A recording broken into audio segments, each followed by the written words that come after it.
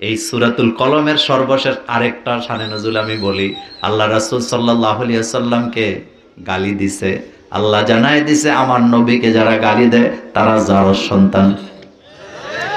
উতুল্লিম বাদা জালিকা, আল্লাহ পাক বলছেন হাবিব আপনাকে যারা গালি দেয়, অর্থাৎ আল্লাহ নিজে বললেন আমার নবীকে যারা গালি দেয় তারা পিতৃ পরিচয়হীন, তারা জারজ সন্তান। এই কথা শোনার পরে দৌড়ে মার কাছে গেছে, যার ব্যাপারে কোরআন আয়াত নাজিল হইছে, মার কাছে গেছে।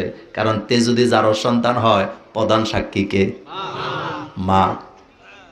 এতে দৌড়ে মার কাছে যায়, কয় মা, মুহাম্মদ সাল্লাল্লাহু আলাইহি ওয়াসাল্লামরে গালি দিছিলাম, এখন তো আয়াত নাজিল হইছে, আমাকে বলছে আমি নাকি জারজ সন্তান, তো তুমি তো আমার মা, বলো দেখি আমি কি জারজ নাকি? মা মাথাটা নিচের দিকে দিয়ে বলতেছে, বাবা মুহাম্মদ সাল্লাল্লাহু আলাইহি ওয়াসাল্লামকে রাসূল মানি না ঠিক, কিন্তু মুহাম্মদ জীবনে কোনোদিন মিথ্যা কথা বলে না। এই হলো কলমের শানে নজুল, বুঝছেন না আপনারা? এবার বলেন সূরার নাম জোরে কোনে? আয়াত কয়টা? রুকু কয়টা? নাজিল হয়েছে কোথায়? এবার জানেন কলমের 10টা শক্তি আছে, জোরে বলেন কয়টা? 10টা। এই পৃথিবীর মানুষের যত শক্তি, আচ্ছা রাজা বাদশার ক্ষমতা বেশি না কলমের ক্ষমতা বেশি? আমি সবগুলা ক্ষমতার কথা বলবো না, তবে আপনাকে দুই একটা বলবো। 1 নাম্বার, জাল দলিল বানায় কি দিয়া? আমার সভাপতি সাহেবের 100 কানি জমি আছে, ওনার নামে রেজিস্ট্রি করা আছে। একটা দলিলের ভিতরে 100 কানি জমি দলিল করা যায় কি যায় না? জাল দলিল কলম দিয়া লেখা ওনার হাত থেকে একটা সই নিয়া এই 100 কানি জমি ওনার থেকে নিয়া জাল দলিল দিয়া মোল্লা নাজিমরে 1 রাতে 1 সেকেন্ডে মালিক বানানো যায় কি যায় না? এটা কিসের ক্ষমতা? বুঝছেন না আপনারা?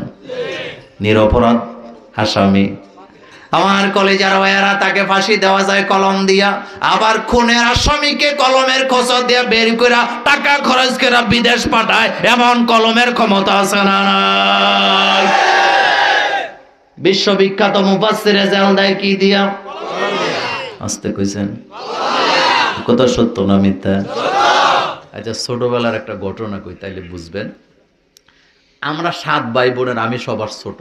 আমাদের কুমিল্লার ভাষায় আমারে সবাই কয় শেষ কাটাইলা। আপনারা কি কন? ছোট যেটা সবার পরে, অর্থাৎ আমি আমার মা বাপের বুড়ো বয়সে হইছি আর কি। নারী কাছাই না, কি কাছাই না? তা আমি পড়ার টেবিল, আমি তখন প্রাইমারি স্কুলে পড়ি, যেহেতু সবার ছোট ভাই বোনের চঞ্চল একটু বেশি ছিলাম। তা আমার আব্বার কাছে আমার গ্রামের একটা লোক আসছে, ওনার নাম হলো সুবেদ আলী। লোকটা মারা গেছে, দোয়া করি আল্লাহ ওনাকে জান্নাত দান করুক। তো লোকটা এসে আমার আব্বাকে বলতেছে, চাচা আমি জমি বিক্রি করছি 5 শতক, লেখা লয়ে গেছে 7 শতক। কি দিয়া লেখছে? বুঝেননি কথা? খেয়াল করে, নালে পরে মনে রাখতে পারবেন না। তা আমি তো সবার ছোট ফলা, একটু বেশি কথা কই।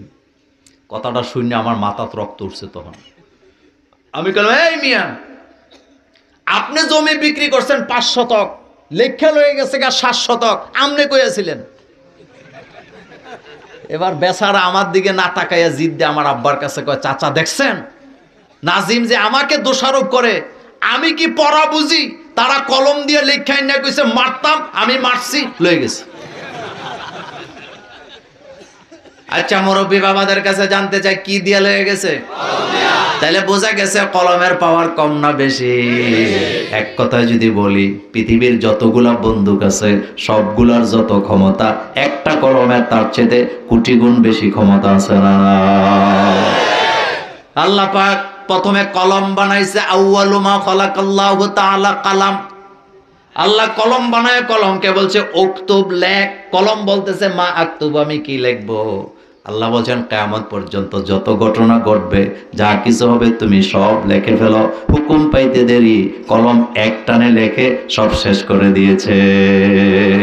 সুবহানাল্লাহ। বাইজে কইয়া, তাহলে কলমের ক্ষমতা আছে না নাই?